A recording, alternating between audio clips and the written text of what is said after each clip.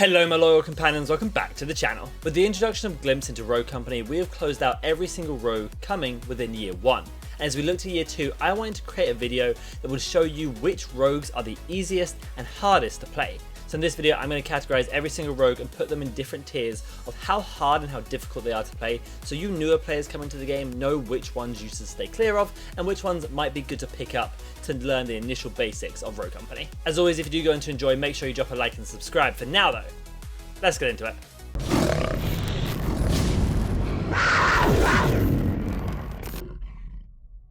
Just as a precursor to the video, I want to remind you guys that when you download Rogue Company for the first time, you will be given 6 rogues for free. Those 6 rogues include Anvil, Dallas, Dima, Ronin, Saint, and Trench. So then, the structure of this video is going to be to show you 5 different difficulty levels of rogues, going from very easy, easy, average, hard, and very hard. For anyone who knows me knows that I put a lot of time into Rogue Company and a lot of time into every single one of these rogues, so I'm pretty familiar with how they work from a basic level to a very high level. So this list will be a very good idea for you to understand who is easy to play, who are the simpler rogues, and then who are going to be some of those higher skill level rogues. You're going to have to put a lot of time into mastering their different elements. I'm going to kick it off with the rogues that I deem to be very easy to play. These are going to include Chark, Dima, Saint, and Scorch. Chark, in my opinion, is one of the most noob-friendly rogues in the game. He is very forgiving with his ultimate ability, being able to give you an additional 75 health to make sure you win those gunfights early on, or to self-revive should you take a bad trade.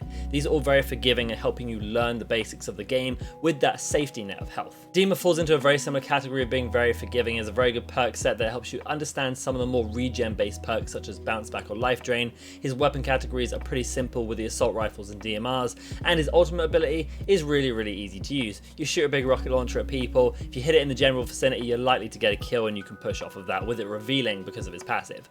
So I think Dima is a very easy rogue to play as well. Saint comes into the category as your basic medic. He provides a very simple role that you would expect with nothing too complicated in his kit, but just being able to press your ability and get revives off. Now we've all had Saints in our games that really do struggle with the concept of his ability, but for the most part it's not that difficult. Pressing the ability button, pressing Q when you see a down teammate, it gives you an indication letting you know that you should revive them.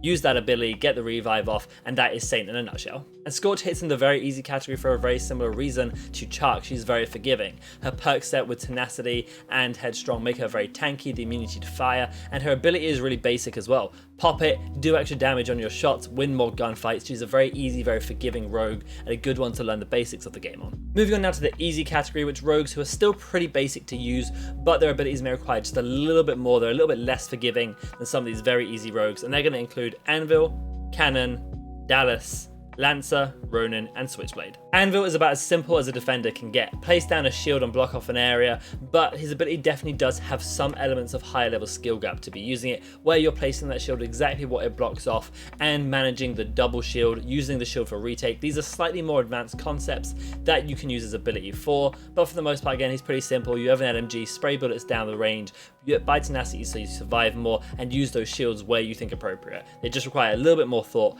than some of those very easy rogues.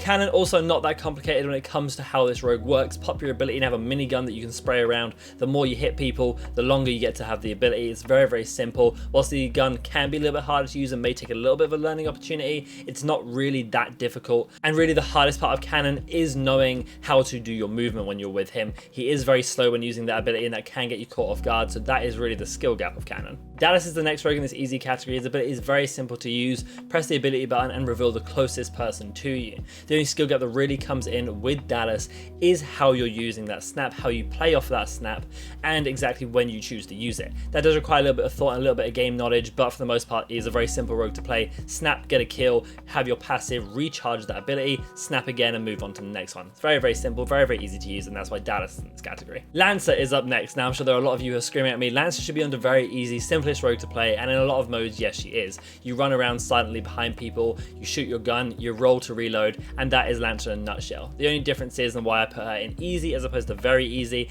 is just because timing those flanks is a skill. There is an element of understanding the game that goes into playing Lancer, so I didn't want to give her completely disrespect by putting her in very easy, but I do think she's a very simple rogue to play nonetheless. As for Ronin, Ronin was a bit of a weird one for me. I love Ronin. I think she is actually the best rogue to play if you are new to the game. Although she is not in the very easy category, she does have a little bit of a learning curve with her of how to use her ability, the ballistic knife, and also how you're positioning yourself, but the basics and fundamentals of her are very, very simple. You're shooting your guns, you can learn a lot, you can be aggressive, you can be defensive, you have the safety net of her passive and tenacity and perk set, and the kill ability of just her weapons and her general kit of her nature. So she is going to be an easy rogue to play, and definitely the one I still recommend as the one you learn Rogue Company on if you're new to the game. And last but not least in the easy category is Switchblade. Again, a very simple rogue, shoot your rocket launcher at them and deal good damage. Only difference is learning how to fire that rocket launcher and how to play off her passive, which gives you additional speed upon using your ability or gadget. That does have a little bit of a learning gap, but she is still very, very simple, a very good perk set to accompany her, very good weapon choices, and is a pretty easy rogue to be playing in Rogue Company. Now we're moving on to where the rogues start to come into the element a little bit more, and they become a little bit more complicated or require more game knowledge to play, and we're going to start with the average category. In the average category includes Dahlia, Fixer, Mac, Phantom, Runway, Trench, and Umbra. Now Dahlia is another medic, but the difference between her and Saint is Dahlia requires a lot of game knowledge. You have to know every character's passive before you link to them, because you can only link to one person per round. That means you have to know what you're getting into and what passives are the best before you use Dahlia, and that does require a skill gap. Her weapons also aren't necessarily the easiest, with the DMR class being in there, and she doesn't have a lot of frag potential like a lot of rogues do. So she's going to be in the average category, someone who requires a little bit of a skill gap, good gunplay to be good with her, and a lot of knowledge about when to be reviving and who you should be linking to. Now I'm going to actually lump Fixer, Phantom, and Runway kind of in the same category here. They're a little bit of a weird one because they are a sniper class, so when you talk about the difficulty, it really does depend a lot on how good you are with a sniper. As for their abilities though, with Fixer, playing around the smoke seems really simple. Throw a smoke grenade down, pop your ability, see through it, and just kill everybody who can't see you. But choosing the timing of that smoke does have a skill gap. Choosing when to use it, especially in demolition, is a valuable skill set. So that's why he's in this category. As for Phantom, using that nano smoke, same sort of thing. Using the sticky sensors, playing around her is important. And Runway, a very similar deal. You gotta be playing around that briefcase. How are you using your utility? You have to be utility smart. You have to be good at sniping, obviously, and knowing when to switch to the AR and understanding the fighting mechanics. So these three snipers all come under the average category for me. None are particularly complicated to play and have basic elements to their kit, but there is a skill gap still required to both one snipe and to use some of their kit. Mac comes into the average category as well, because I think whilst his ability isn't hard to use, knowing when to use it and knowing the appropriate time to use it is the skill gap of Mac. His ability isn't the most useful in the game, but can be effective in very specific scenarios, and that is where Mac comes in. His passive also very simple, but you do have to be aggressive to get a kill to replenish that headstrong passive. So Mac, whilst again not wildly complicated, does require some knowledge of the game, some understanding of timing and positioning and likely attacking from your enemies to be able to use his ability effectively. As for Trench, the reason he becomes more complicated into this average tier is just purely for the sheer amount of utility he has. He has so much utility, and his utility is so useful to the point where I actually don't always buy a primary weapon on him because I want to focus on getting utility and perk sets, and that does require a skill gap, knowing where to place barbed wires, knowing how to place trophies, knowing how to juggle trophies so they don't waste your trophies with useless util. There's a pretty big skill gap to Trench if you want to play him super effectively, and that's why he comes in this average category, because you do have to understand his utility pretty well. And last in this category is going to be Umbra, and whilst his ability was a little bit weird for me, because yes, it's really easy just to throw the spider out, run at someone with the spider who you're faster than and blow them up, knowing the timing of that, knowing exactly how to move around them, knowing how to get up on cover sometimes, knowing when the best time is, and also to make sure you're not vulnerable to a grenade, someone flanking you when you're in that spider form and you're vulnerable as Umbra yourself is important. The amount of people I've killed as Umbra who are just spidering and I just run up to them and shoot them in the back while they can't see me is really high. So there is a skill gap to Umbra. Playing around his passive, making sure you're aggressive to get kills so that you have that extra health is important as well. So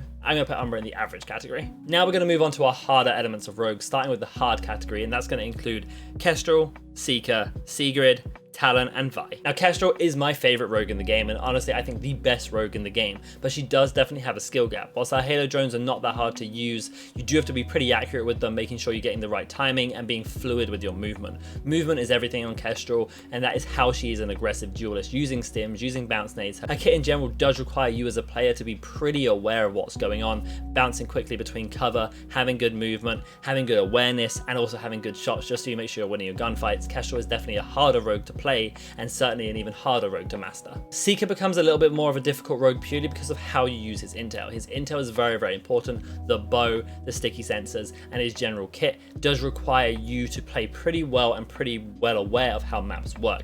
Knowing where bows are going to bounce around to get the maximum distance for reveals is important. Also, using that bow as a kill opportunity, you're going to have very good map knowledge of Seeker to play him well, and you're going to have to position yourself in a position that is going to be effective to get that without putting a lot of risk to yourself. So he's going to be in the hard category. Sigrid is also in this hard category because she is pretty counterable by people who know what they're doing. Not that many people know how to play into a Sigrid, but her as a rogue is very cheesy. You have to be pretty good and pretty confident of how you're pushing people, especially in demo, pretty aware of their utility, pretty aware of what could counter you to play her effectively. And I do think that a lot of Sigrids will fail when picking her up. But those Sigrids who are pretty good can be very, very annoying, and she's very good into new players who don't know how to play against her, which is actually why she is my most popular ban in ranked. Talon like Seeker requires very good map knowledge to be able to use his intel effectively. Since the nerf to his radar dart and the size of it, you have to be positioning things a lot more carefully and be very aware of your surroundings when using him. And you have to be careful not to get caught in animations of throwing your dart out or reclaiming it when you're trying to peek an angle. So Talon does require a bit of a skill gap on how to use his ability properly, how to reclaim it, how to use mag gloves, and how to play around him, and also generally requires very good map knowledge. That is a very high skill gap for a rogue. And then last but not least on this hard category is Vi, one of my favorite rogues, but she requires a lot of good positioning with her utility, which can take some time. Vi's util is one of the strongest things in the game at completely shutting down lanes and preventing people from wanting to move through. She is really, really effective in respawn modes and can be very effective for bomb retakes or bomb stops in demolition. She's a rogue that I definitely recommend players learning if you're wanting to take a challenge and think carefully about how you're using util. That is definitely a job for Vi. Similar to how I said Trench requires good utility knowledge, Vi requires that to an even bigger standard, and you have to be very confident with how you're throwing her ability if you want to be an effective Vi. And the last category then is going to be our very hard category. These are going to be rogues who I think are insanely high skill gap to use properly, and a lot of people will fail when using them. And the two rogues here are going to be Glimpse and Glitch. Glimpse, obviously being the newest rogue to enter Rogue Company, has been a little bit controversial and splitting the community on how hard they think this rogue is. Some people saying she's absolute freelo and super overpowered, whereas I think people who understand her and how to play into her a little bit better are acknowledging that actually she is a good rogue in the right hands. New players are not going to be able to pull this off effectively unless they're playing to other new players, and so Glimpse is a pretty high skill gap rogue. Knowing when to time that invisibility, knowing the map knowledge of how your passive is working, exactly where people are going to be using that intel, and knowing how to channel that meter. I put a lot of videos out recently on Glimpse and how to play her, so if you are unsure, definitely go check them out because she is a high skill gap rogue, in fact one of the highest as you see from this video. And then lastly is going to be Glitch. For a very similar reason, he requires very good map knowledge, very, very good awareness on how you're finding people. When are you hacking? Who are you hacking? When should you save the hack? When should you use it? What are your danger points? And also, where are people when you see them on the radar? Being able to play very similar to Talon around map knowledge with Glitch is really important, and you're going to have a very good understanding of the game to be able to play Glitch effectively and play both his breacher and flank playstyles. Now that pretty much covers exactly how hard I think every rogue is to play within their respective categories, and which rogues I think as a newer player you should be leaning towards because they're easier, as opposed to the rogues who are a lot higher skill gap. Now I thought it would be important in this video that you also know the strength of these rogues in these different categories, so maybe you could pick an easier rogue that is strong as opposed to a harder rogue who is strong, so that you understand what might be best for you as a newer or more experienced player. And so you can see rotating on the screen my sort of season 4 tier list of how hard I think these rogues are for demolition and respawn modes. And if you're catching this video later on than when it was released, make sure you head to my channel to find my most recent tier list. There is a new tier list every single season, so make sure you stay tuned for that so that you know in the current meta which rogues are best to play and not necessarily just the easiest or hardest, as I've explained in this video. Okay then guys, it's going to take us to the end of the video, and if you did enjoy, make sure you drop a like and subscribe to the channel. You can also head over to twitch.tv/RADTHARGAMING to see live gameplays, live discussions, and live content over there on Twitch. All my socials are linked down in the description below, but for now, I hope you have a fantastic day. And as always, remember, be loyal, be brave, be relentless. I'll catch you in the next video.